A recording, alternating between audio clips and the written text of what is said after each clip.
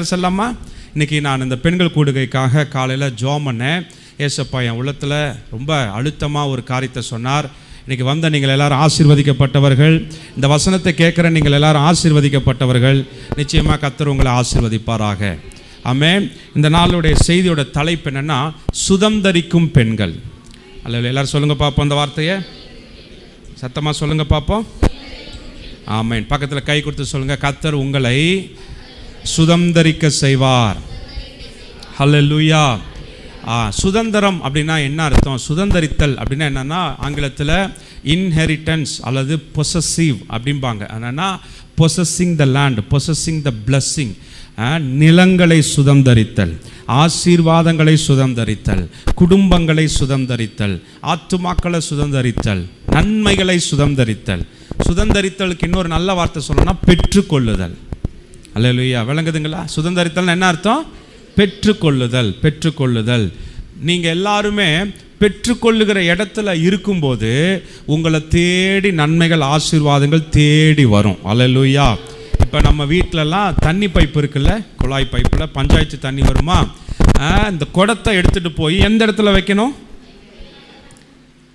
Pipe வீட்டுக்கு வந்தாலும் குடம் இருக்கிற இடத்துக்கு பைப் வராது, பைப் இருக்கிற இடத்துக்கு தான் குடம். இந்த எம்டி குடத்தை எடுத்துகிட்டு போய் அந்த பைப்புக்கு கீழே வைக்கும்போது தண்ணி வந்து அந்த குடத்தை என்ன பண்ணுது?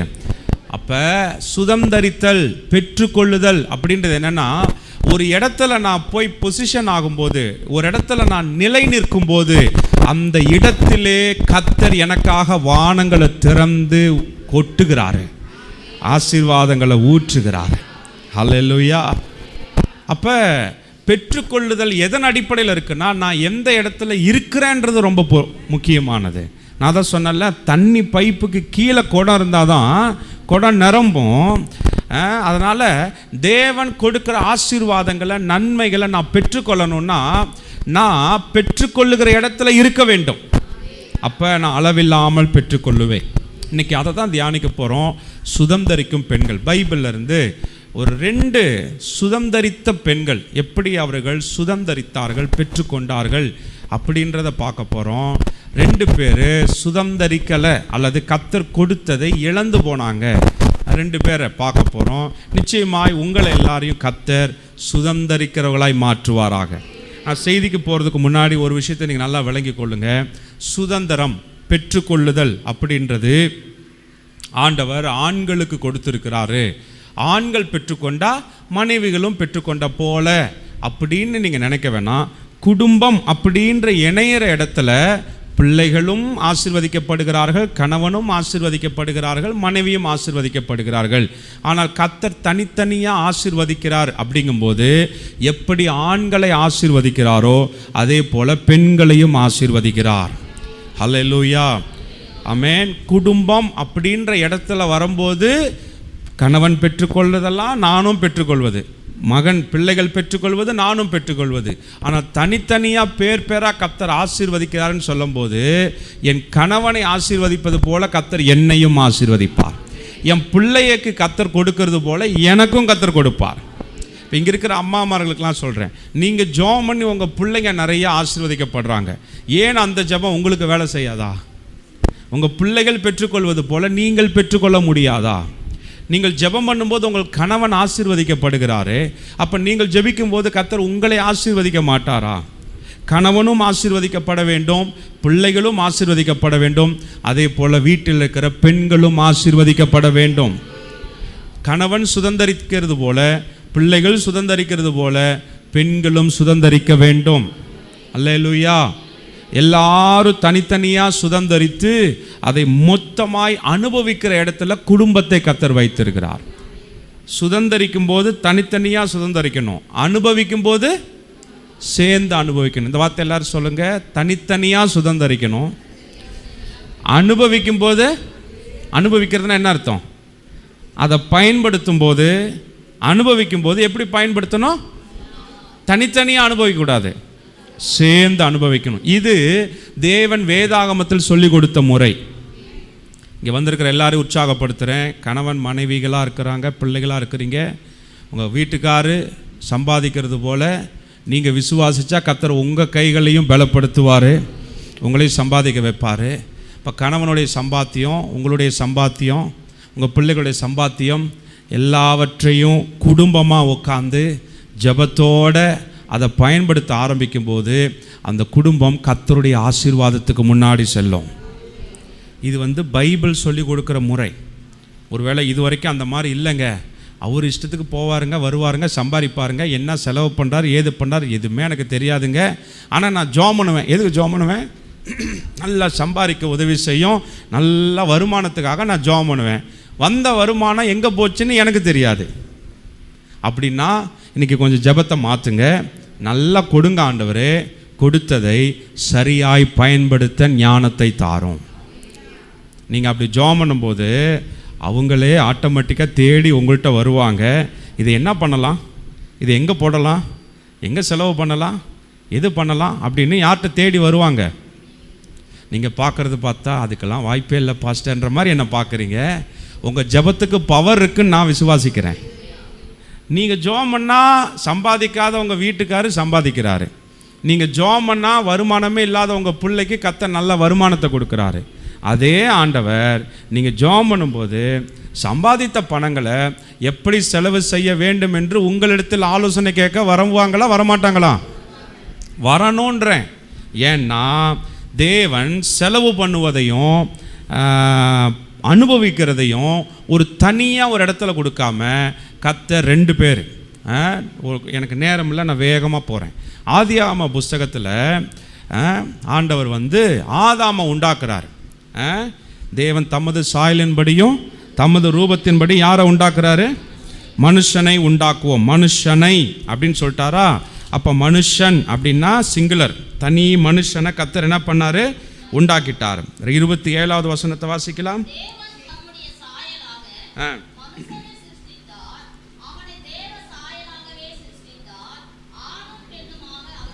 பாருங்க, தேவ சாயலாக படைத்தார், மனுஷனாய் சிருஷ்டித்தார். அந்த மனுஷன் எப்படிப்பட்டவனாய் இருந்தான்? ஆணும். மனுஷன் அப்படின்னா சிங்குலர், ஒரே ஆளு. அந்த ஒருவனுக்குள்ள யார் யார் இருக்கிறா? ஆணும். நான் பேசுறது புரியுதுங்களா? கணவன் மனைவி என்பவர்கள் திருமணம் ஆகிறதுக்கு முன்னாடி வரைக்கும் வேற. திருமணம் அப்படின்றது என்னன்னா ஒன்றாய் இருக்கிறார்கள், ஆணும் பெண்ணும் இணைந்து ஒன்றாய் இருக்கிறார்கள், சரி சமமாய். இது கொஞ்ச நாளாக ஆண்டவர் கொடுத்த பெரிய வெளிப்பாடு. ஆண்டவர் படைக்கும் போதே எப்படி தான் படைச்சாரு? எல்லா ஆண்களும் நினச்சிட்டு இருக்கிறாங்க முதல்ல ஆம்பளை தான் கர்த்தர் படைச்சாரு. இல்லை இல்லை இல்லை, ஆம்பளையை படைக்கும் போதே ஆண்டவர் யாரையும் படைச்சாரு? அங்கே வசனம் அதான் சொல்லுது, அவர்களை எப்படி உண்டாக்கினார்? ஆணும் பெண்ணுமாக சிருஷ்டித்தார். படைக்கும் போதே, ஆணை படைக்கும் போதே கர்த்தர் யாரையும் படைச்சிட்டாரு? பெண்ணையும் படைச்சிட்டார். என்ன ஒரே ஒரு வித்தியாசம், பெண்ணுக்கு சரீரம் அல்ல, ஆவியாக இருந்தாங்க. அந்த ஆவி யாருக்குள்ளே இருந்ததுன்னா ஆணுக்குள்ளே இருந்தாங்க. நான் பேசுகிறது விளங்குதுங்களா? இது ஒரு சீக்கிரட்டே இதை நீங்கள் புரிஞ்சுக்கணும். நல்லா கவனிக்கிறவங்க அல்லேலூயா சொல்லுங்க பார்ப்போம். அல்லேலூயா. ஆண்டவர் மனுஷனை யாரிலிருந்து எடுத்தார்? மனுஷனை யாரிலிருந்து எடுத்தார்? ஆண்டவர்கிட்ட எடுத்தார். நல்லா கவனிங்க. தமது சாயலின்படியும் தமது ரூபம். அந்த தமதுன்னு யாரை பற்றி சொன்னார்? என்னிலிருந்து மனுஷனை எடுக்கிறேன்னாரு. நான் பேச பொழுங்குதுங்களா? மண்ணு சரீரம், ஆவி யாருடையது? உண்மையான மனுஷன் சரீரமா ஆவியா? ஆவி தான் உண்மையான மனுஷன். அல்லேலூயா. அப்போ அந்த ஆவி மனுஷனை கர்த்தர் எங்கிருந்து எடுத்தாரு? அவர் ஆண்டவரிலிருந்து எடுக்கப்பட்டவர்கள் மனிதர்கள். அல்லேலூயா. ஆணும் பெண்ணும் ஆண்டவர்கிட்ட எடுத்தாங்க. சரி, இப்போ அதில் எடுக்கப்பட்டதில் முதல் சரீரத்தை கர்த்தர் ஆணுக்கு கொடுத்துட்டாரு. முதல் சரீரத்தை யாருக்கு கொடுத்துட்டாரு? ஆணு கொடுத்துட்டார். இப்போ பெண்ணின் என்னவா தான் இருக்கிறாங்க? ஆவியாக தான் இருக்கிறாங்க. இப்போ ரெண்டாவது பெண்ணுக்கு ஒரு சரீரம் கொடுக்கணும். அப்போ ஆண்டவர் என்ன பண்ணுறாருன்னா ஆணிலிருந்து எலும்பை எடுத்து யாருக்கு கொடுக்குறாரு? பெண்ணுக்கு கொடுக்குறார். அப்போ நல்லா கவனிங்க, ஆண்டவரிலிருந்து ஆண் உண்டானான், அதாவது ஆணும் பெண்ணும் உண்டானார்கள். மண்ணிலிருந்து ஆண் சரீரம் உண்டானது, ஆணின் சரீரத்திலிருந்து பெண். அப்போ ஆண்டவர் மற்றதையெல்லாம் படைக்கும்போது வார்த்தையால் படைக்கிறாரு. இந்த மனுஷனை உண்டாக்கும் போது ஒன்றிலிருந்து எடுத்து இன்னொன்றை உருவாக்குகிறார். அப்ப நீங்கள் எங்கே இருந்து எடுக்கப்பட்டீர்களோ அங்கே இணைக்கப்படும் போதுதான் நீங்கள் முழுமை அடைகிறீர்கள். புரிஞ்சவங்களாம் அல்லேலூயா. அதெல்லாம் பெரிய பெரிய கான்ஃபரன்ஸில் பேச வேண்டியது, உங்களுக்கு பேசுகிறேன். நீங்களாம் அதை புரிஞ்சுக்கிட்டீங்கன்னா வாழ்க்கையில் பெரிய லட்சாதிபதியாக கோடீஸ்வரர்களாக மாறிடுவீங்க. அல்லேலூயா. நீங்கள் எங்கே இருந்து எடுக்கப்பட்டீர்களோ அங்கே இணைந்து செயல்படும் போது நீங்கள் முழுமை அடைகிறீர்கள். நாங்கள் ஆண்டவரிலிருந்து எடுக்கப்பட்டோம். அப்போ முதல்ல நம்ம யாரோட இணையணும்? நீங்கள் எதை செஞ்சாலும் யாரோட இணைஞ்சு செய்யணும். ஏன்னா நான் எங்கேருந்து எடுக்கப்பட்டேன்? ஆண்டவரோட இணைக்கப்பட்டாதான் நான் முழுமை அடைகிறேன். ஓகே. ரெண்டாவது, பெண்களாகிய நீங்கள் உங்களை ஒரு சரீரத்தை கர்த்தர் எங்கேருந்து எடுத்து வச்சார்? ஆண். ஏன்னா நீங்கள் வசனத்தை வாசிக்கலாமா?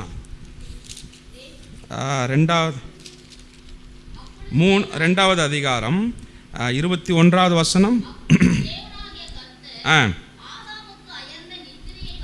அயர்ந்த நித்திரையை வர பண்ணினார். ஓகே. ஒன்றை எடுத்து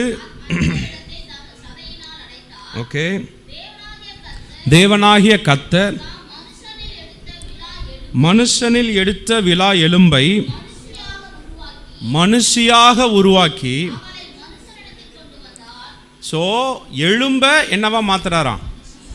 மனுஷியாய் மாற்றி அந்த மனுஷியை யார் இடத்துல கொண்டு வந்து சேர்க்கிறாரு? எங்கிருந்து எடுத்தாரோ அங்கே திரும்ப கொண்டு வந்து. இப்போ ஆண்கள் எல்லாம் மண்ணிலேருந்து வந்தவங்க, பெண்கள் எல்லாரும் எலும்புலேருந்து வந்தவங்க. யார் ரொம்ப ஸ்ட்ராங்கு? மண்ணு ஸ்ட்ராங்கா, எலும்பு ஸ்ட்ராங்கா? அப்போ ஒரு குடும்பம் நிற்கிறதுக்கு யார் காரணமாக இருக்கிறார்கள்? இங்கே இருக்கிற எலும்புகளுக்கெல்லாம் சொல்கிறேன், நீங்கள் தான் எலும்பு. எலும்புனா என்ன அர்த்தம்? எலும்புனா என்ன அர்த்தம்? ஒரு மனுஷனுக்கு எலும்பு உடஞ்சிருச்சுன்னா என்னாச்சு? அப்போ உங்கள் குடும்பம் ஸ்ட்ராங்காக நிற்கிறதுக்கு கர்த்தர் உங்களை தான் வச்சிருக்கிறார். இங்கே இருக்கிற எல்லா பெண்களையும் பார்த்து சொல்கிறேன், உங்கள் குடும்பம் உடஞ்சிடாமல் செதஞ்சிடாமல் நிற்கணுன்னா உங்கள் கையில் தான் இருக்குது. இந்த வார்த்தை இப்படி கொஞ்சம் மாற்றி சொல்கிறேனே, உடஞ்சி போன குடும்பம், செதஞ்சு போன குடும்பத்தை திரும்ப கொண்டு வந்து நிறுத்துறதும் உங்கள் கையில் தான் இருக்குது. நீங்கள் எலும்பாக இருக்கிறீர்கள். எத்தனை பேருக்கு நான் பேசுறதெல்லாம் விளங்குது? கைகளை உயர்த்தி ஒரு அல்லேலூயா சொல்லலாமா? பக்கத்தில் கை கொடுத்து சொல்லுங்கள், கர்த்தர் நம்மை, நீங்களாம் சொல்லுங்கள், கர்த்தர் நம்மை எலும்பிலிருந்து உருவாக்கினார். அல்லேலூயா. அது யாரோட எலும்புலேருந்து? உங்கள் வீட்டுக்கார எலும்பு. அவருக்கு தூக்கத்தை வர வச்சு நித்திரையை உருவாக்கி அந்த ஒரு எலும்பை எடுத்து அந்த எலும்பில் பெண்ணை உருவாக்கி திரும்ப கொண்டு போய் எனக்கு வேணும்னு வச்சுக்கலாம். ஆண்டவர் திரும்ப கொண்டு போய் யார்கிட்டே கொடுத்துட்டாரு? எங்கேருந்து எலும்பு எடுத்தாரோ அந்த எலும்புகிட்டே போய், இந்தாப்பா உனக்குள்ளே இருந்த எலும்பை இப்போ நான் என்னவா மாற்றிட்டேன்? மனுஷியாக மாற்றிட்டேன் அப்படின்னு சொல்லி திரும்ப கர்த்தர் போய் கொடுத்துட்டார். இதனால தான் கல்யாணம் ரொம்ப முக்கியம்னு நாங்கள் பேசுகிறோம். உங்கள் பிள்ளைகளுக்கு இதெல்லாம் கற்றுக் கொடுங்க. கல்யாணன்றது ஏதோ பார்க்குறத வச்சு, ஏதோ அப்பியரன்ஸ், முகத்தை பார்த்து கண்ணை பார்த்து அப்படியே மயங்கிட்டேன் பாஸ்டர், அவனை பார்த்த உடனே பிடிச்சிருந்துச்சு அப்படின்னு கல்யாணத்தை அண்டர் எஸ்டிமேட் பண்ணுறாங்க. கல்யாணத்தை அதோட நோக்கத்தையே கெடுத்துடுறாங்க. அது ஏன் பண்ணுறேன் எதுக்கு பண்ணுறேன்னே தெரியாமல் பண்ணிகிட்ருக்குறாங்க. அதனால தான் நம்ம பத்திரிக்கையிலலாம் கல்யாணம் போடும்போது பரிசுத்த மெய் விவாகம் பத்திரிக்கை கொடுக்குறாங்களே நம்ம சர்ச்சிலலாம். அதில் பார்த்து எத்தனை பேர்லாம் வாங்கி படிச்சுக்கிறீங்க? நம்ம ஆளுங்க பத்திரிக்கை கொடுக்கலன்னு சண்டை போட தெரியும், ஆனால் அந்த பத்திரிக்கையில் என்ன எழுதியிருக்குன்னு தெரியாது. படித்து பார்த்தா தானே. ஆனால் பத்திரிக்கை கொடுக்கலன்னு மட்டும் வீராப்பா சோபம். அதனால் பத்திரிக்கை வச்சா முதல்ல படிங்க உள்ளே என்ன இருக்குன்னு. மேலே என்ன போட்டுக்கிறாங்க? பரிசுத்த மெய். பரிசுத்தனா என்ன அர்த்தம்? சுத்தம். அப்போ ஆண்டவர் கல்யாணத்தை எப்படி வச்சுக்கிறாராம்? பரிசுத்த மெய் விவாகம். அல்லேலூயா. ஸோ நல்லா புரிந்து கொள்ளுங்க. ஆமென். ஸோ நான் எங்கே ஆரம்பித்து எங்கே போய் எங்கே நிற்கிறேன்னு எனக்கே தெரியல. பட் எனிவே புரிஞ்சுக்கோங்க, மனுஷி நீங்கள். அப்போ இதில் நான் என்ன சொல்ல வரேன்னா, ஆண்கள் எவ்வளவு சுதந்திரிக்கக்கூடிய கிருபையை கர்த்தர் கொடுத்துருக்கிறாரோ அதே அளவு பெண்களும் சுதந்திரிக்கக்கூடிய கிருபையை கர்த்தர் கொடுத்துருக்கிறார். அதனால் நீங்கள் நினச்சா உங்கள் குடும்பத்தை நல்லா டெவலப் பண்ண முடியும். உங்கள் பிள்ளைகளை, உங்கள் கணவனை, உங்கள் கூட இருக்கிறவங்கள நல்லா உருவாக்க முடியும். அதனால் உங்களுக்கு கொடுத்த பொறுப்பை நீங்கள் நல்லா செய்யணும். எத்தனை பேர் செய்வீங்க? கைகளை உயர்த்தோர் அல்லேலூயா சொல்லலாம். சரி, இப்போ அடுத்தது, இப்போ ஆண்டவர் இடத்துல பட்சபாதம் இல்லை. கணவன் மனைவி ஆண்டவர் தான் இணைக்கிறாரு, 2 பேரையும் கர்த்தர் தான் ஆசீர்வதிக்கிறாரு. இங்கே வந்திருக்கிற பெண்கள் ஆகிய இது பெண்கள் கூடுகனால உங்களை பற்றி நான் பேசுகிறேன். நீங்களும் சுதந்தரிக்க வேண்டும், நீங்களும் பெற்றுக்கொள்ள வேண்டும். அல்லேலூயா. கர்த்தர் உதவி செய்வாராக. Praise God.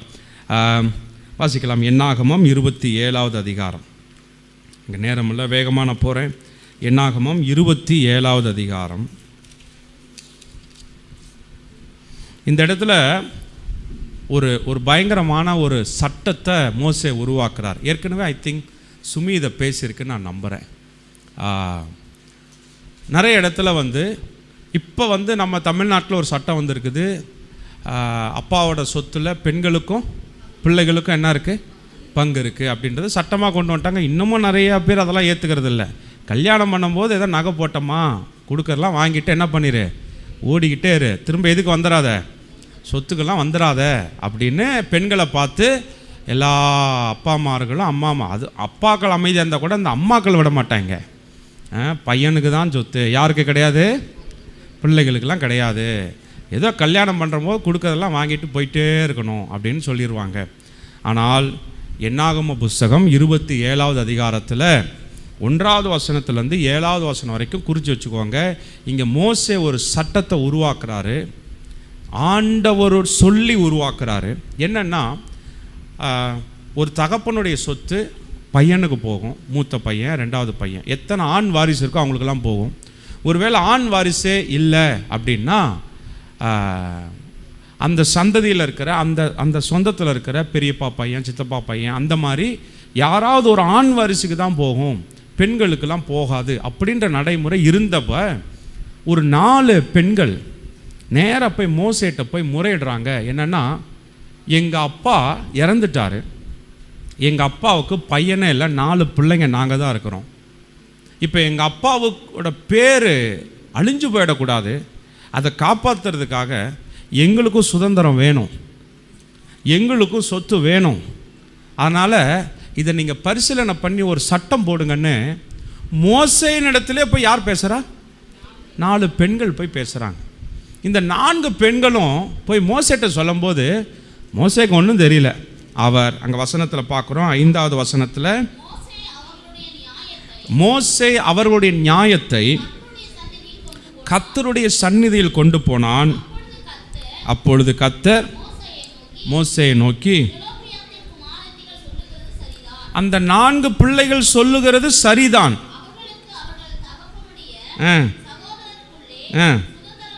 சுதந்திரம் கொடுக்க வேண்டும், அவர்கள் தகப்பன் பின் வைத்த சுதந்திரத்தை.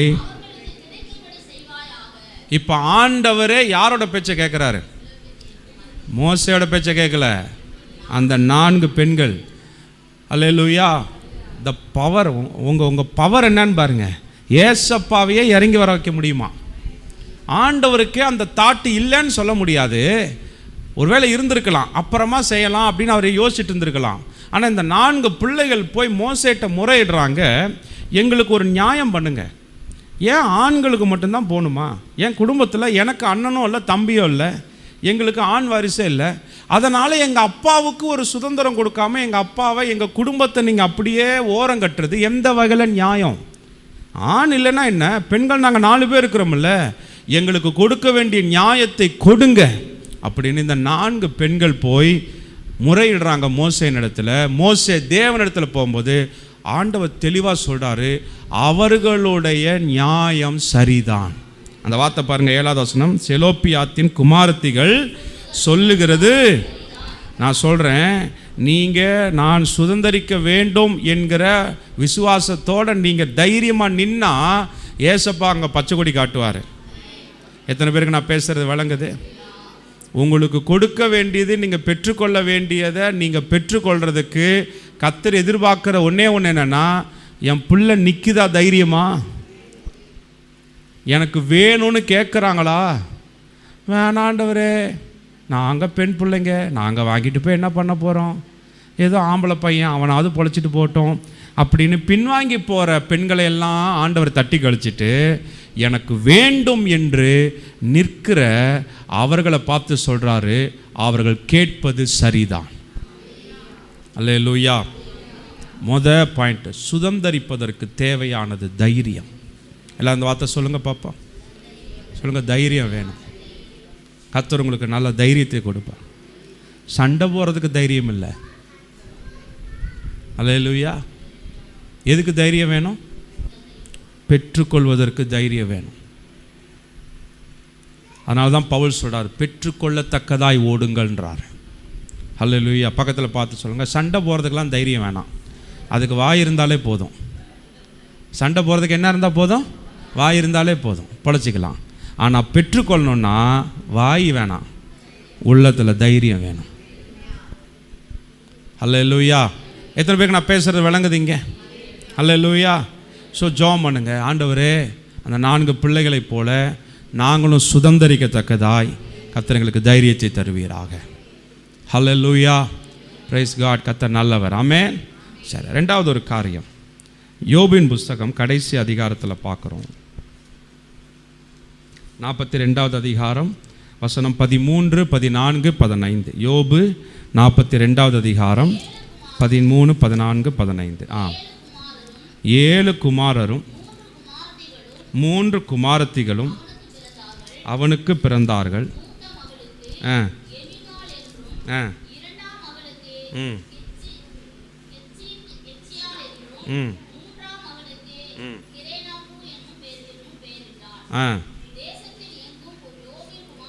தேசத்தில் எங்கும் யோபின் குமாரத்திகளைப் போல சௌந்தரியமான பெண்கள் காணப்படவில்லை.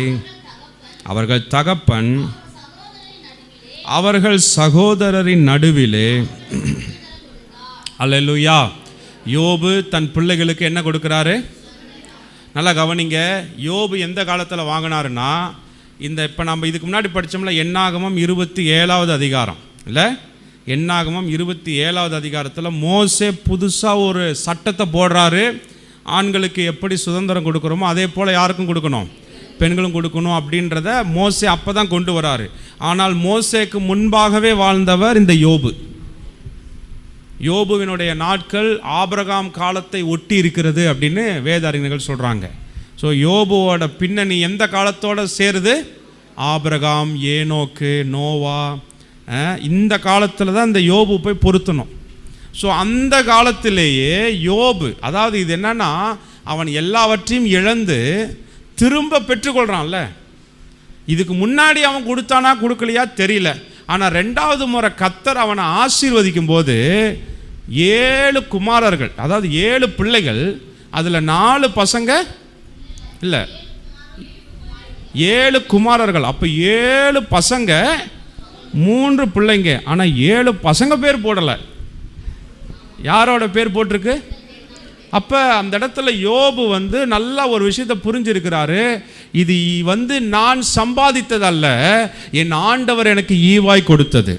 ஏன்னா யோபு சம்பாதித்ததெல்லாம் எங்கே போச்சு? அதெல்லாம் இழந்து போச்சு. அவன் எல்லாவற்றையும் இழந்து போனான். இது இப்போ அவன் கையில் இருக்கிற ஆசீர்வாதம்லாம் யார் கொடுத்தது? நான் பேசுறது பேர் விளங்குது. யோபுவின் முன்னிலைமையை பார்க்கிலும் அவன் பின்னிலைமை இரட்டத்தனையாய் ஆசீர்வதிக்கப்பட்டான்.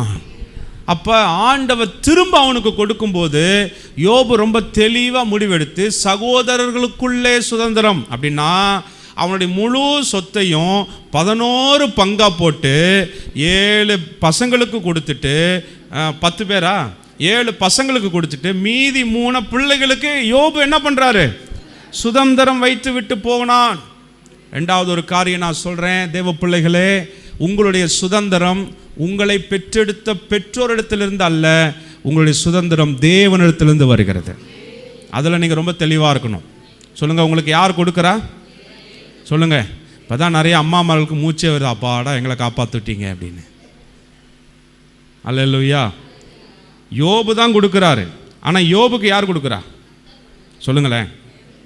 யோபு தான் கொடுத்தாரு. யோபுக்கு யார் கொடுத்தா? ஏன்னா ஃபஸ்ட்டு முறையே யோபு கொடுத்துருந்தாருன்னு போடலை பைபிளில். கொடுத்துருந்தாருன்னா அவர் கஷ்டப்பட்டு சம்பாதிச்சு சேர்த்து வச்சதை பசங்களுக்கும் கொடுத்துருக்கிறாரு, பிள்ளைங்களுக்கும் கொடுத்துருக்கிறாரு அப்படின்னு சொல்லலாம். அல்லேலூயா. ஆனால் இப்போ ரெண்டாவதாக அவர் பெற்றுக்கொண்டது அவருடைய சம்பாத்தியம் அல்ல, தேவன் ஈவாய் கொடுத்தது, ஏசப்பா கிருபையாக கொடுத்தது. இப்போ யோபுக்கு ஒரு ஞானம் வருது, இது பசங்களுக்கு எப்படி சமமாக போகுதோ அதே போல் யாருக்கும் சமமாக போகணும், பிள்ளைகளுக்கும் போகணும். அந்த ஞானத்தையும் கர்த்தர் தான் கொடுத்துருக்கிறாரு. ஸோ இங்கே உட்காந்துருக்கிற எல்லாருக்கும் சொல்கிறேன், உங்களுடைய சுதந்திரம் உங்களை பெற்றெடுத்த தகப்பன் தாயை காட்டிலும் உங்களை சிருஷ்டித்த தேவாதி தேவனிடத்திலிருந்து வருகிறது. அதை ரொம்ப ரொம்ப அக்கறையாக பார்க்கணும், அதை நீங்கள் ஃபோக்கஸ் பண்ணணும். எங்கேருந்து வருகிறது சொல்லுங்கள், எங்கேருந்து வருகிறது? தேவனிடத்திலிருந்து வருகிறது. அல்லேலூயா, ஆமென். தேவனிடத்திலிருந்து வருகிறது. ஸோ முதல்ல சொன்னேன், சுதந்திரிப்பதற்கு தைரியம் வேணும். அல்லேலூயா. ரெண்டாவது, உங்கள் சுதந்திரம் யார் கொடுக்குறா? ஸோ உங்கள் எதிர்பார்ப்பு யார்கிட்ட இருக்கணும்? இங்கே இருக்கிற எல்லாருக்கும் சொல்கிறேன், கர்த்தர் என்னை ஆசீர்வதிப்பார்னு உங்கள் கண்கள் அவரை பார்க்க கடவுது. உங்களுடைய ஒவ்வொரு தேவைகளுக்கு நீங்கள் யாரை சார்ந்து இருக்கணும்? நிறைய அம்மாமார்கள்லாம் இருக்கிறீங்க, பேரன் ஒன்றுமே செய்யலை கண்டுக்கலை, பிள்ளைங்க ஒன்றுமே செய்யலை கண்டுக்கலை, அப்படின்றது ஒரு இயல்பு தான். எல்லா அம்மாமார்களும் எதிர்பார்க்குற ஒன்று தான், பிள்ளைங்க செய்யணும், பேர பிள்ளைங்க செய்யணும்னு. ஆனால் நீங்களாம் ரட்சிக்கப்பட்ட விசுவாசிகள், ஏசப்பாவை நம்பி இருக்கிற நீங்கள் ஒரு படி மேலே போய் என் ஆண்டவரின் தேவையை சந்திப்பார், அந்த இடத்துக்கு வாங்க. இருக்க எல்லா அம்மாமார்களுக்கும் சொல்கிறேன், உங்களுக்கு யார் காசு தரணும் சொல்லுங்கள்? உங்களுக்கு யார் காசு தருவா? ஆண்டவர் எனக்கு தருவா. அதை பாவம் போல் மூஞ்சி வச்சுட்டு சொல்லக்கூடாது, நல்லா தைரியமாக சிரித்த மொத்தம் சொல்லணும். என் பையன் கொடுத்தானா 100 ரூபா கொடுப்பான், என் ஆண்டவர் கொடுத்தா 1000 ரூபாய் கொடுப்பார்.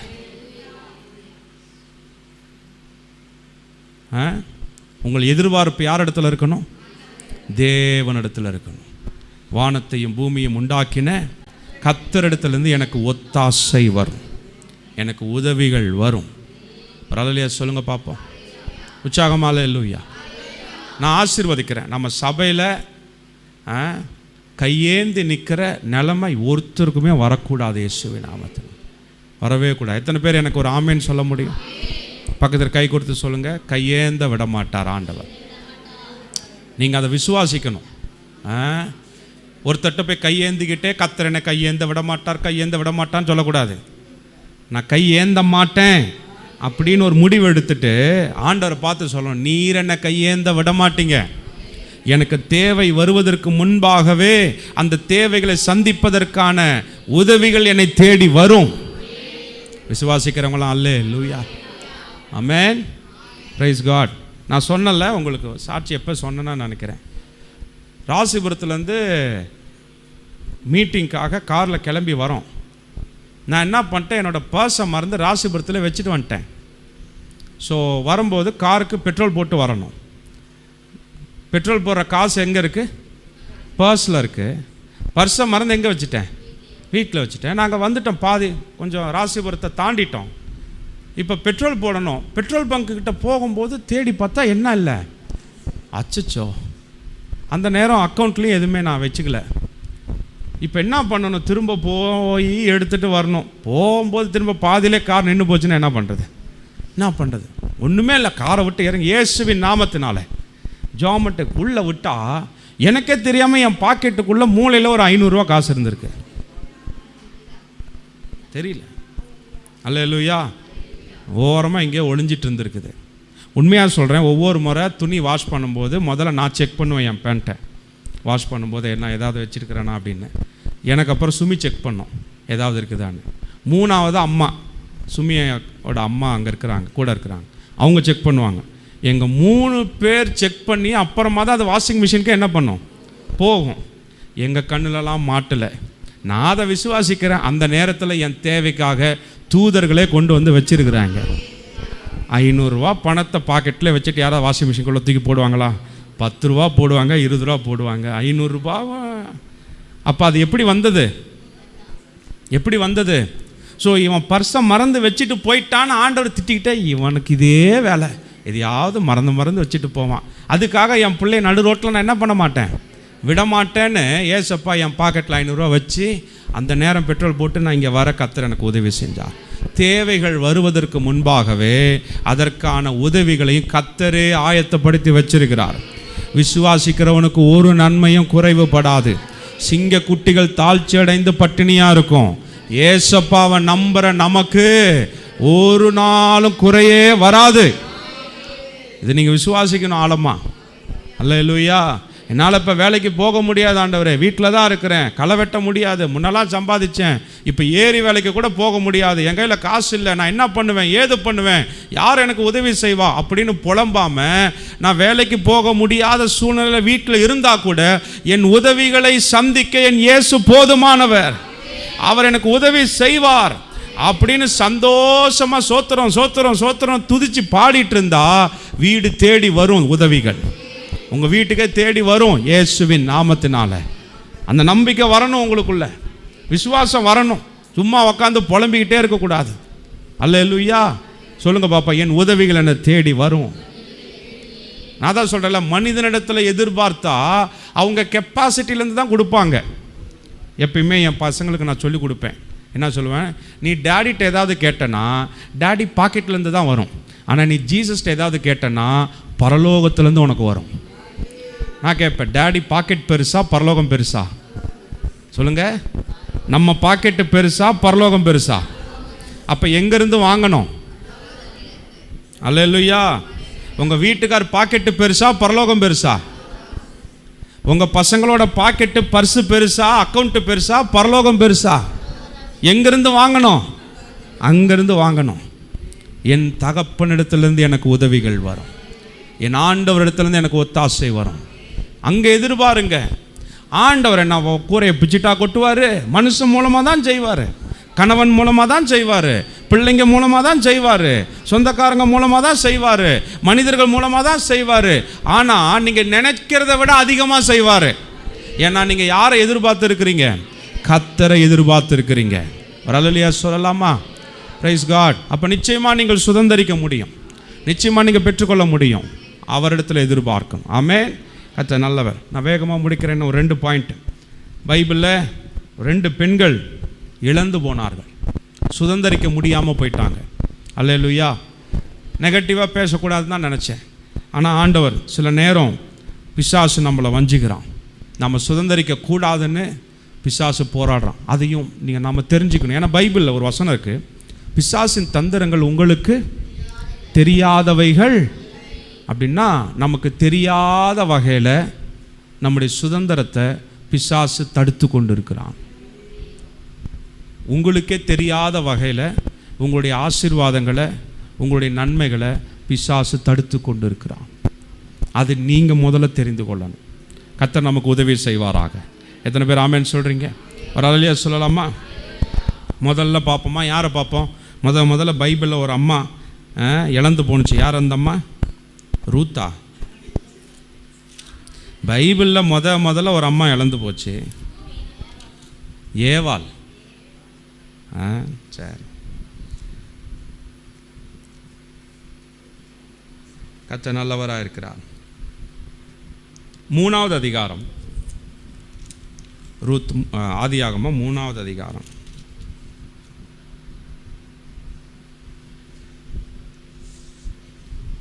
இந்த இடத்துல பார்க்குறோம், ஆதாமும் ஏவாளும் அவங்க கீழ்ப்படியாமல் பாவம் பண்ணதுனால ஏதேனை விட்டு கர்த்தர் துரத்தி விட்டார். 24வது வசனம் 23லேருந்து வாசிக்கலாமா?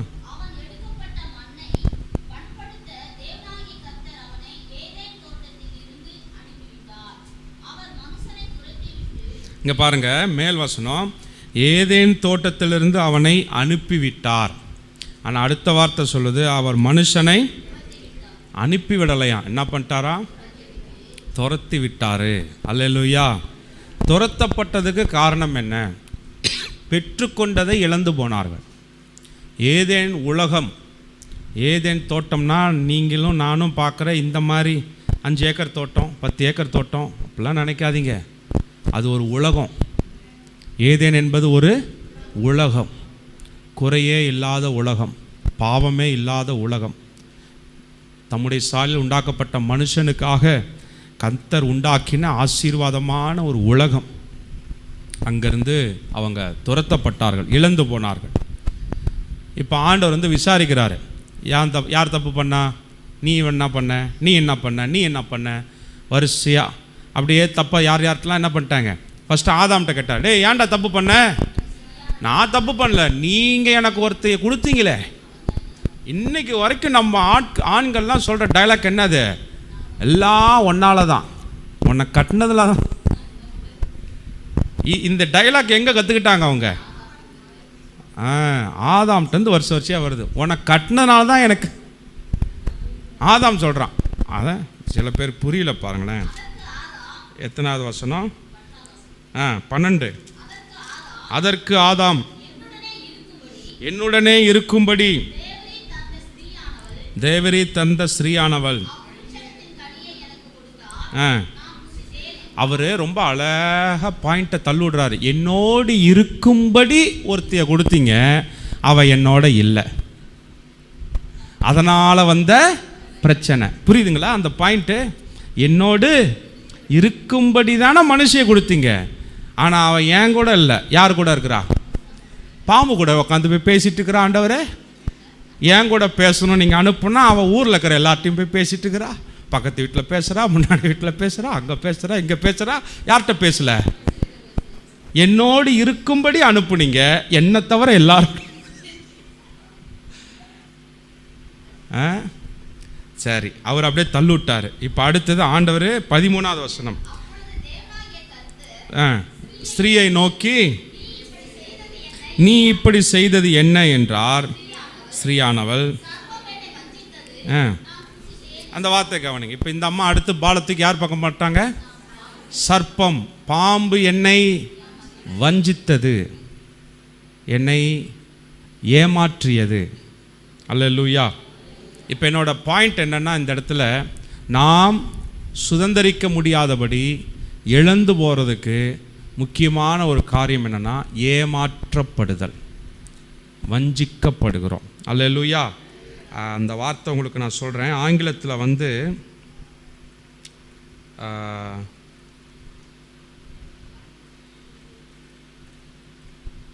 நான் ஏன் இதை சொல்கிறேன்னா, இது நமக்கு ரொம்ப முக்கியமான ஒரு பாயிண்ட்டு. ஏன் நிறைய நேரம் நம்ம இழந்து போகிறோம் அப்படின்னா, சர்பன் ட்ரிக்ட் மீ,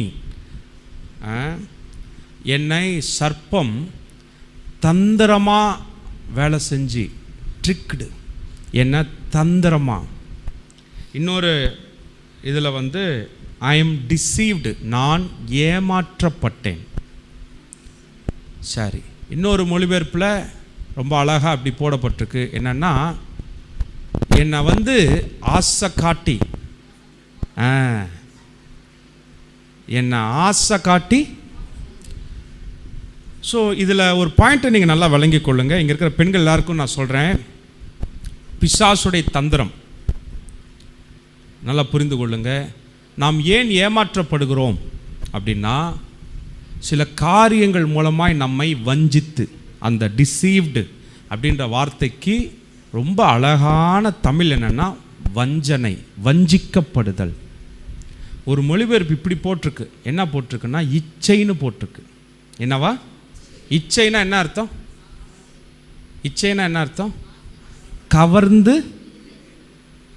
ஸோ இந்த பாம்பு பேசி பேசி பேசி பேசி ஏவாளை அப்படியே டைவர்ட் பண்ணி கவர்ந்து இழுத்துருச்சு. ஸோ இன்றைக்கி நான் சொல்கிறேன், நல்லா கவனிங்க. நிறைய இடங்களில் நீங்கள் ஏமாற்றப்படுகிறது எதன் அறிகுறி என்றால், நீங்கள் சுதந்திரிக்கப்படாதபடிக்கு உங்களை வார்த்தைகளால், மனிதர்களால் பிசாசு உங்களை வஞ்சிக்கிறான். இன்றைக்கி நான் சொல்கிறேன், ரொம்ப ஸ்ட்ராங் டெசிஷனாக நீங்கள் எடுக்கணும். ரொம்ப முக்கியமாக ஒரு ஒரு முடிவு எடுக்கணும். நான் எதற்கும் யாருக்கும் வஞ்சிக்கப்பட இடம் கொடுக்க மாட்டேன். நான் பேச புரிஞ்சவங்களும் அல்லையா சொல்லுங்கள் பார்ப்போம். இதில் நிறைய அர்த்தங்கள் இருக்குது. பெண்கள் கூடுகை, நான் சுமியை ட்ரெயின் பண்ணி இதை உங்கள்கிட்ட பேச வைக்க நான் பிளான் பண்ணேன். ஏன்னா நான் பேசுகிறத விட சுமி பேசுனா ரொம்ப எஃபெக்டிவாக இருக்கும். பெண்கள் அப்படின்றதுனால டைம் கிடைக்கல, அதுக்கு இன்னும் கொஞ்சம் நாள் ஆகும். அது வரைக்கும் இந்த செய்தி தாங்காது நமக்கு. சரி போ, நம்ம அம்மா மகள் தானே, நாமளே பேசிடுவோம் அப்படின்ட்டு நான் பேசுகிறேன். எல்லாருக்குமே நான் பேசுகிறேன். ஏமாற்றப்படாதீர்கள், ஏமாற்ற இடம் கொடுக்காதீங்க. மனிதர்களும் சரி பிசாசும் சரி உங்களை நீங்கள் நினச்சிட்ருக்கிறீங்க பணத்தை ஏமாற்றிட்டாங்க, சொத்தை ஏமாற்றிட்டாங்க அப்படின்னு நினைக்கிறீங்க. அது மாத்திரம் ஏமாற்றம் கிடையாது. நல்லா புரிஞ்சுக்கணும், அது மட்டும் ஏமாற்றம் கிடையாது. நிறைய காரியங்களால் நாம் வஞ்சிக்கப்படுகிறோம். இந்த இடத்துல ஏவாள் அவர்கள் சொல்லுது, இந்த பாம்பு என்ன பண்ணுது. அதான் நல்லா கவனிங்க. ஏவாள் ஏதேன் தோட்டத்தை இழந்து போவதற்கு சர்ப்பம் பிசாசு காரணம் அப்படின்னு சொல்கிறாங்க. இப்போ ஆண்டவர் சொல்கிறாரு, அது காரணம் நீ சொல்கிற. ஏன் அது காரணமாய் மாறினது? உனக்கு கொடுக்கப்பட்ட நோக்கம், நீ உண்டாக்கப்பட்டத நோக்கம், நீ சிருஷ்டிக்கப்பட்டதுக்கான காரணத்தை வேலையை நீ சரியாக செய்யாதனால அந்த இடத்தை யார் நிரப்பிட்டா? நான் பேசுகிற பேர் விளங்குது. அதனால தான் பேதுரு சொல்கிறாரு, பிசாசுக்கு இடம் கொடுக்காதீங்க.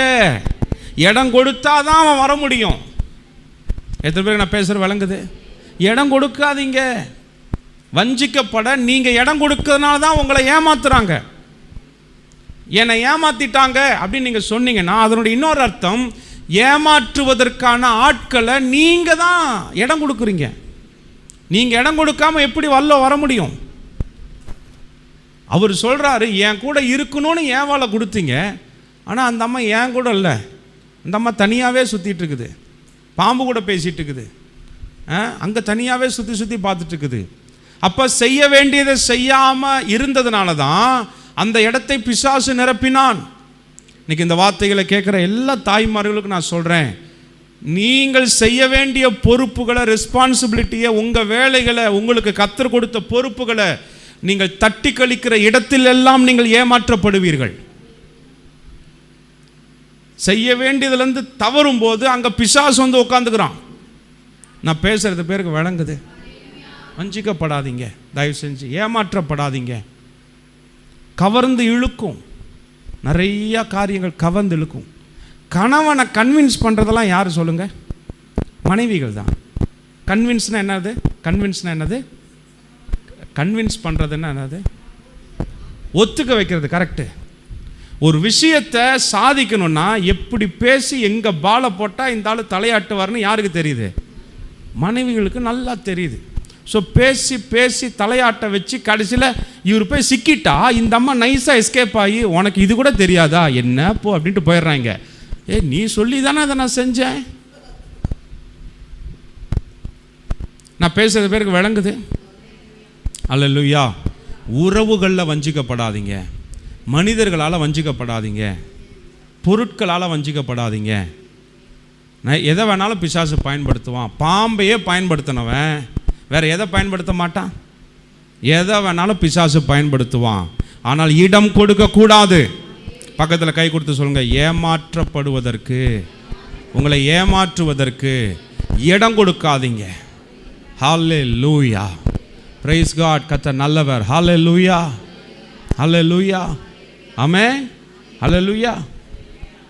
ஒரு சிஸ்டர் எனக்கு ஃபோன் பண்ணுறாங்க, பாஸ்டர் ஆன்லைனில் ஒரு ஸ்கீம் மாதிரி வந்துச்சு பாஸ்டர். சரி, அதில் வந்து இப்படி போட்டிருந்தாங்க, என்னென்னா உங்களுக்கு வந்து லாட்ரி விழுந்திருக்கு.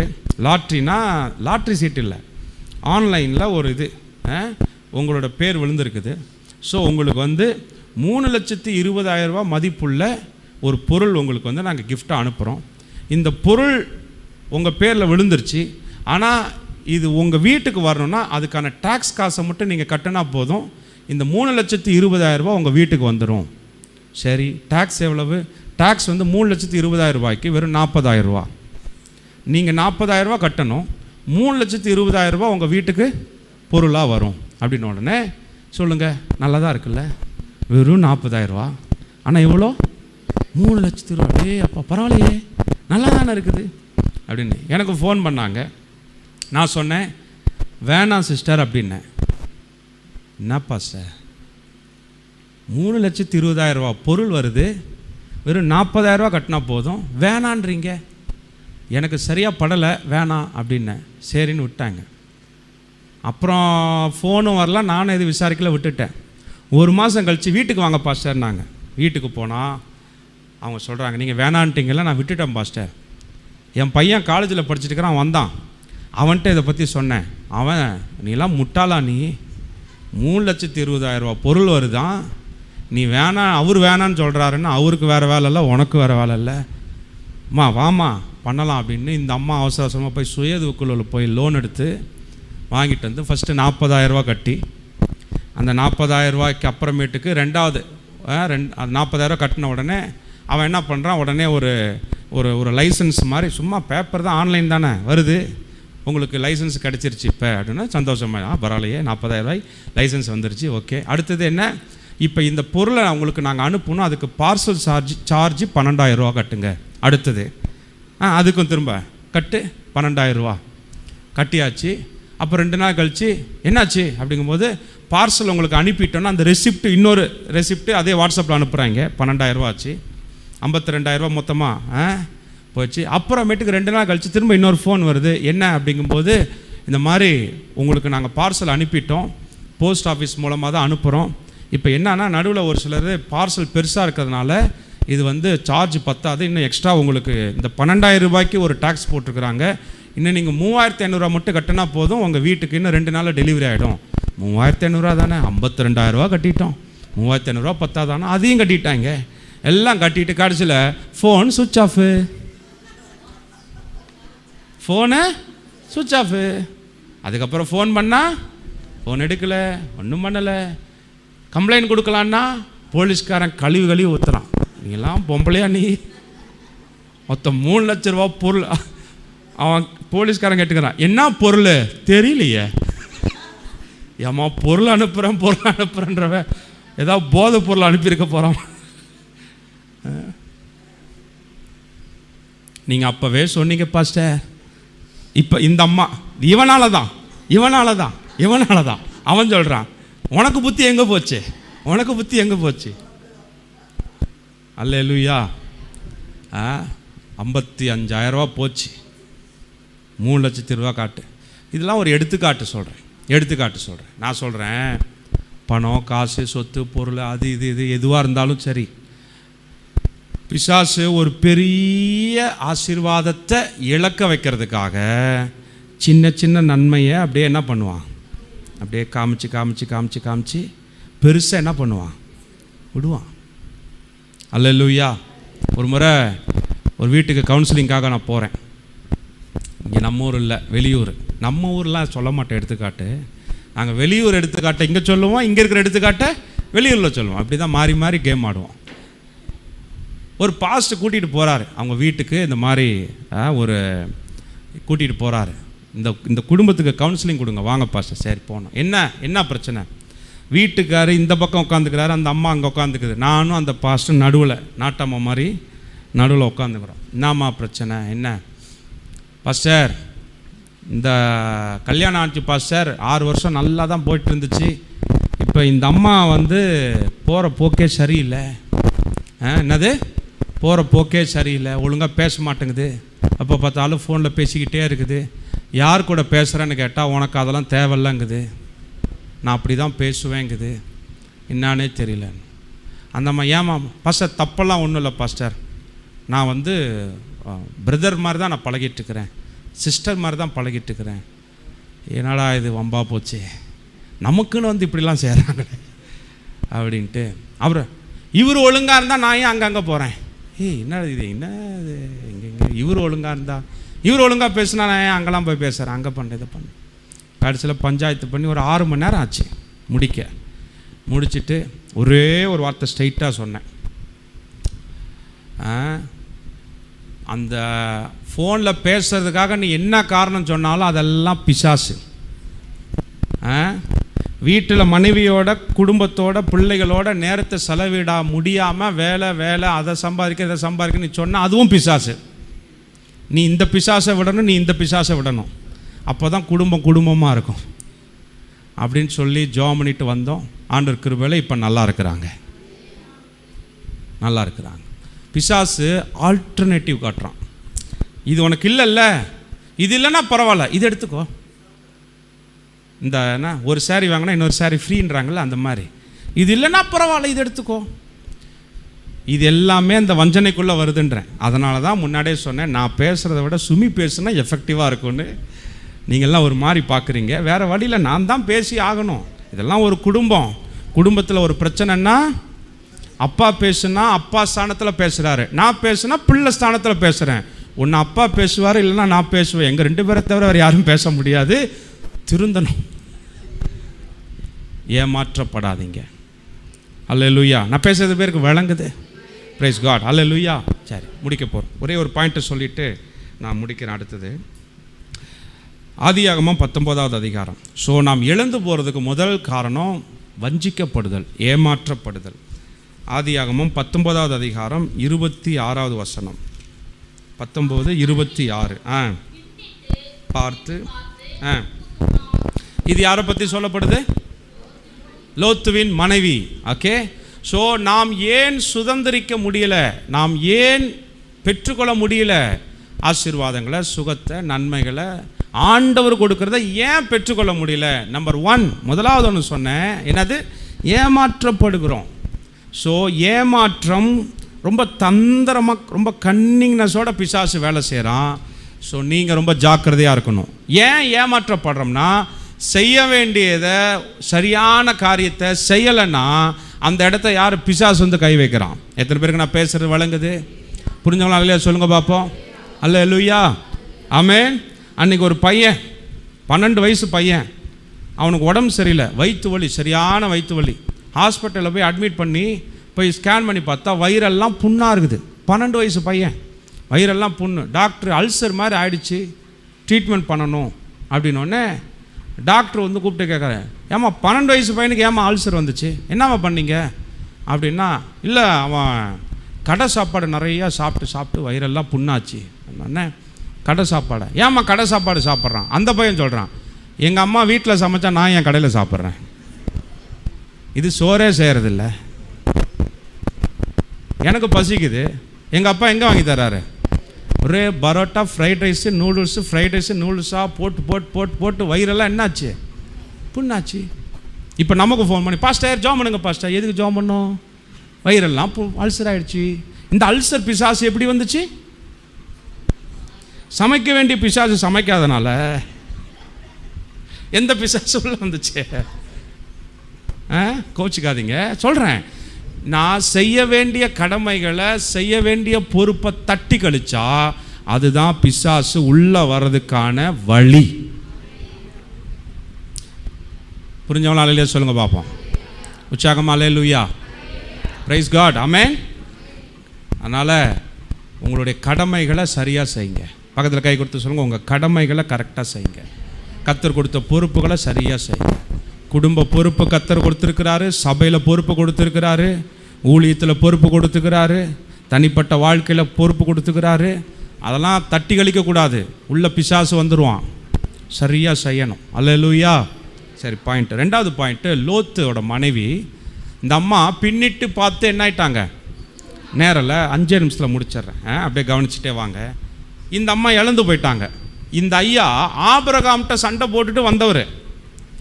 ஆபிரகாம் வந்து எனக்கு இந்த பசுமையான நிலத்தை எனக்கு கொடுங்க அப்படின்னு சண்டை போட்டு வாங்கி அதில் தான் வாழ்ந்தவர். ஆனால் ரொம்ப மோசமான ஒரு உலகம் அந்த உலகத்தில்.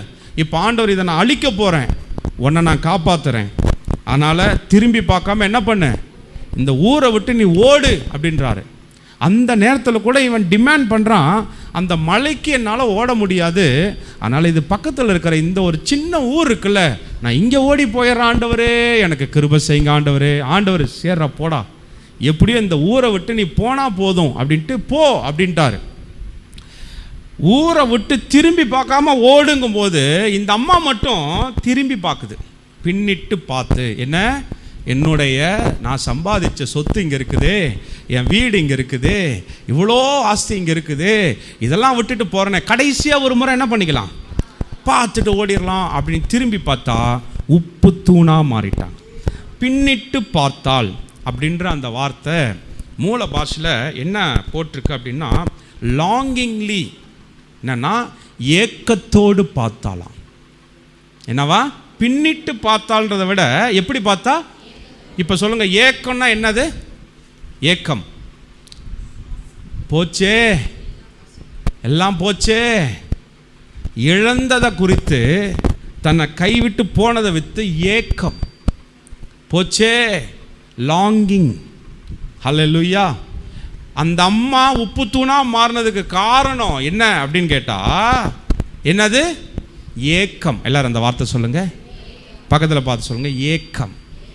எப்பயுமே ஏக்கம் எங்க வரும்னா இழந்தது மேலே தான் வரும். நீங்கள் இழந்தது மேலே தான் என்ன வரும்? போச்சே, வாழ்க்கை போச்சே, வீடு போச்சே, சொத்து போச்சே. அல்லேலூயா. அந்த அம்மாவும் ஏங்குனதுனால தான் போச்சான், ஏங்குனதுனால தான் போச்சான். அதில் இன்னொரு மொழிபெயர்ப்பு ரொம்ப அழகாக போட்டிருக்கு. ஒரு ஒரு ஒரு ஒரு ஒரு வேத அறிஞர் இப்படி அழகாக சொல்கிறாரு, பிஹைண்ட் ஹிம், அவனுக்கு பின்பாக ஒளிந்து கொண்டு பார்த்தாலாம். லோத்து மனைவி எப்படி பார்த்தாங்களா? அவனுக்கு வீட்டுக்காருக்கு பின்னாடி ஒளிந்து கொண்டு ஏக்கத்தோடு எதை பார்த்தாள்? விட்டு வந்த தேசத்தை பார்த்தாள். அல்லேலூயா. ரெண்டாவது பாயிண்ட், நாம் ஏன் இழந்து போகிறோம் அப்படின்னு சொன்னால், இழந்ததையே நினைத்து கொண்டிருக்கிற காரியங்கள் மேலும் மேலும் இழக்க செய்யும். அந்த லாங்கிங், அந்த வார்த்தையை பிடிச்சிக்கோங்க, ஏக்கம். எல்லாரும் சொல்லுங்க. நான் சொல்கிறேன், உங்களுக்கு ஏக்கம் எது மேலே இருக்குன்னு தெரியுங்களா? கர்த்தர் வருகிற நாட்களிலே கொடுக்க போகிற ஆசீர்வாதத்தின் மீது தான் ஏக்கம் இருக்க வேண்டுமே தவிர இழந்து போனதை குறித்து வருத்தப்படக்கூடாது. அந்த லாங்கிங்க்கு இன்னொரு அர்த்தம் சொல்லணும்னா வருத்தம்னு சொல்லலாம். ஐயா, நீங்கள் வருத்தத்திலேயே இருந்தால் திரும்ப திரும்ப இழந்துக்கிட்டே இருப்பீங்க. எஸ்பெஷலி பெண்கள் எல்லாருக்கும் சொல்கிறேன், வருத்தப்படாதீங்க. இழந்ததை நினச்சி என்ன பண்ணாதீங்க? வருத்தப்படாதீங்க. கை மீறி போனதை நினச்சி வருத்தப்படாதீங்க. உங்களை நீங்கள் பறி கொடுத்ததை நினச்சி வருத்தப்படாதீங்க. இன்னைக்கு கர்த்தர் சொல்கிறாரு, லோத்தினுடைய மனைவி பின்னிட்டு பார்த்தாள், திரும்பி பார்த்தாள். அதோட அர்த்தம் என்ன? தான் இழந்ததை நினைத்து வருத்தப்பட்டாள், தான் இழந்ததை நினைத்து ஏக்கத்தோடு வருத்தப்பட்டாள். அந்த ஏக்கம், அந்த வருத்தம் தான் அவளை இழக்க வைத்தது. இன்னைக்கு நான் அதனால தான் முன்னாடியே சொன்னேன், இழந்து போனது பழையவைகளை எல்லாம் இரட்டிப்பான மடங்கு கொடுக்கிற கர்த்தர் உங்களுக்கு முன்னாடி நிற்கிறார். நாம் கவலையே படக்கூடாது. இழந்த நினச்சி கவலைப்படக்கூடாது, பரிபூர்ண நினச்சி கவலைப்படக்கூடாது, கைமீறி போனதை நினச்சி யோசிக்கக்கூடாது. எல்லாவற்றையும் புதிதாக்குகிற கர்த்தர் என்னோடு இருக்கிறார். எல்லாவற்றையும் மீண்டு கொடுக்கிற கர்த்தர் என் கூட இருக்கிறார். நான் இழந்த பணங்களாக இருக்கலாம், சொத்துக்களாக இருக்கலாம், நகைகளாக இருக்கலாம், உறவுகளாக இருக்கலாம், குடும்பமாக இருக்கலாம், எல்லாவற்றையும் திரும்ப கொடுக்கிற கர்த்தர் என் கூட இருக்கிறாரு. நான் வருத்தப்பட மாட்டேன், நான் ஏக்கத்தோடு வருத்தப்பட மாட்டேன், அதையே நினச்சிட்டு இருக்க மாட்டேன். நான் இதை விட்டு போகிறேனே, இதை விட்டு போகிறேன்னு அதையே பார்த்து கொண்டு இருக்க மாட்டேன். அதனால தான் சொல்கிறார், பின்னானவைகளை மறந்து முன்னானவைகளை நோக்கி பாருங்கள். இன்றைக்கி வந்திருக்கிற எல்லாரையும் சொல்கிறேன், நீங்கள் பின்னாடியே பார்த்துட்டு இருந்தால் சுதந்திரிக்க முடியாது. முன்னாடி பாருங்கள், தரிசனத்தை பாருங்கள், கர்த்தர் வைத்திருக்கிற வாக்கு தத்தங்களை பாருங்கள், கர்த்தர் கொடுக்குற ஆசீர்வாதங்களை பாருங்கள். நிச்சயமாய் இழந்தவைகளை எல்லாம் உங்கள் எதிர்காலத்தில் நீங்கள் பார்ப்பீர்கள். விசுவாசிக்கிறவங்கள அந்த வார்த்தை தீர்க்க தரிசனமாக எடுத்துக்கொள்ளுங்க. நீங்கள் கைவிட்டு போனது, இழந்ததெல்லாம் இப்போ அப்படியே யூட்டன் போட்டுட்டு உங்களுக்கு முன்னாடி எங்கே நிற்குது? உங்கள் எதிர்காலத்தில் உங்கள் முன்னாடி நிற்குது. இது நான் இழந்ததில்லை, வந்துருச்சா திரும்ப? கர்த்தருக்கு சோத்திரம். அல்லேலூயா, அல்லேலூயா. ஒரு நாளும் வருத்தப்படாதீங்க, இழந்து போனதை நினச்சி வருத்தப்படாதீங்க. இழந்த பணங்கள், உறவுகள், சொத்து எதை குறித்து வருத்தப்படக்கூடாது. ஏன்னா என் ஆண்டவர் எப்படிப்பட்டவர்? நான் இழந்தவைகளை எல்லாம் இரட்டிப்பான மடங்கு திரும்ப கொடுக்கிற நல்ல தேவன் என்னோடு இருக்கிறார். விசுவாசிக்கிறீங்களா? ஹல்லேலூயா. முதலாவது சொன்னேன், சுதந்திரிக்கத்தக்கதாய் ஓடுங்கள். பெண்கள் சுதந்திரிக்கணும். ரெண்டு சொன்னேன். முதலாவது ஒன்று, என்னாகம புஸ்தகத்தில் வாசித்தோம், 4 குமாரத்திகள் ரொம்ப தைரியமாய் தங்களுக்கான சுதந்திரத்தை பெற்றுக்கொண்டார்கள். ரெண்டாவது ஒன்று சொன்னேன், யார் அது?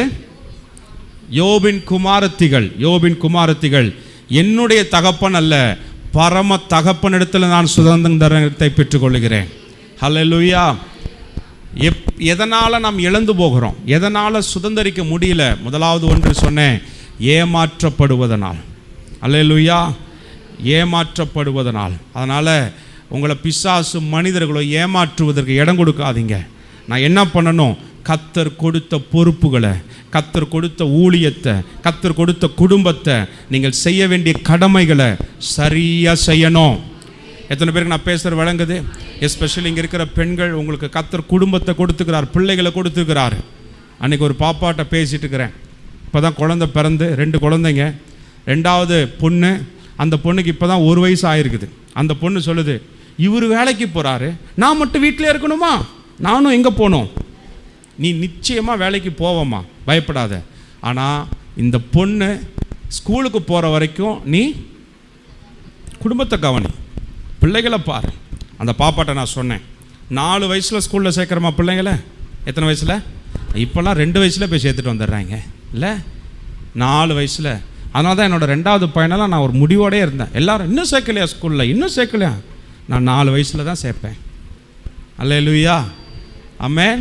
இந்த 4 வயசு வரைக்கும் பிள்ளைங்க யார் கூட இருக்கிறாங்க? அப்பா அம்மா கூட இருக்கிறாங்க. ஏன் கூட இருக்கிறாங்க? சோறு ஊட்டுறதுக்காக கூட இருக்கிறாங்க. சோறு நான் பால்வாடியில் விட்டால் ஆயம்மாவே ஊட்டிட்டு போயிருமே. ஏன் 4 வருஷம் கர்த்தர் பிள்ளைகளை பெற்றோரோட அந்த 4 வருஷம்னா, சிறு வயதில் டீச்சர் சொல்லி கொடுக்கறதுக்கு முன்னாடி அப்பா அம்மா சொல்லி கொடுக்கணும். நான் பேசுகிற பேர் விளங்குது? எடுத்த உடனே பிள்ளைகளுக்கு யார் சொல்லிக் கொடுக்கக்கூடாது? டீச்சர் சொல்லக்கூடாது.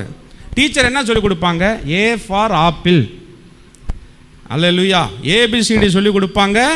ஆஆஇ, ஏபிசிடி ஆஆஇ கற்றுக்கிறதுக்கு முன்னாடியே என் பையன் இயேசுவை கற்றுக்கணும். எத்தனை பேருக்கு நான் பேசுகிற விளங்குது? அவன் 1, 2, 3 கற்றுக்கிறதுக்கு முன்னாடி முதல்ல யாரை கற்றுக்கணும்? ஏசப்பாவை யார் கற்றுக் கொடுக்க முடியும்? ஏசப்பாவை யார் கற்றுக் கொடுக்க முடியும்? பாஸ்ட்டுங்களாக கற்றுக் கொடுக்க முடியும். வீட்டில் இருக்கிற அப்பா அம்மா கற்றுக் கொடுக்கணும். அதனால தான் அந்த 4 வருஷம் கர்த்தர் பிள்ளைங்களை உங்கள் கையில் கொடுத்துருக்கிறாரு. அந்த சின்ன பிள்ளைங்களுக்கு 4 வருஷம் இயேசுவை பற்றி, ஆண்டவரை பற்றி, தேவனை பற்றி, வசனத்தை பற்றி, ஜெபத்தை பற்றி கற்றுக் கொடுத்துட்டு அதுக்கப்புறமா ஸ்கூலுக்கு விடுங்க. அவன் வாழ்க்கை முழுவதும் ஏசப்பா பிள்ளையாவே வாழ்வான். நம்பால் பெற்று முடித்த உடனே அடுத்த நாள் நான் எப்போ வேலைக்கு போகிறது? சரி, நீ வேலைக்கு போயிட்ட, வீட்டுக்காரர் வேலைக்கு போயிட்டா, அந்த பிள்ளை எங்கள் அம்மா இருக்கிறாங்க, எங்கள் அம்மா பார்த்துக்குவாங்க.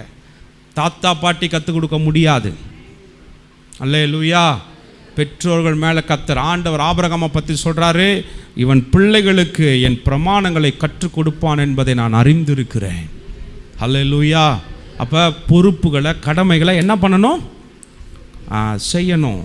அதை நீங்கள் விட்டிங்கன்னா அந்த இடத்துல பிசாசு வந்து நிற்பான். அதனால் உற்சாகப்படுத்துகிறேன். 2வது ஒன்று சொன்னேன், என்னது? எதனால் நம்ம சுதந்திரிக்கலை?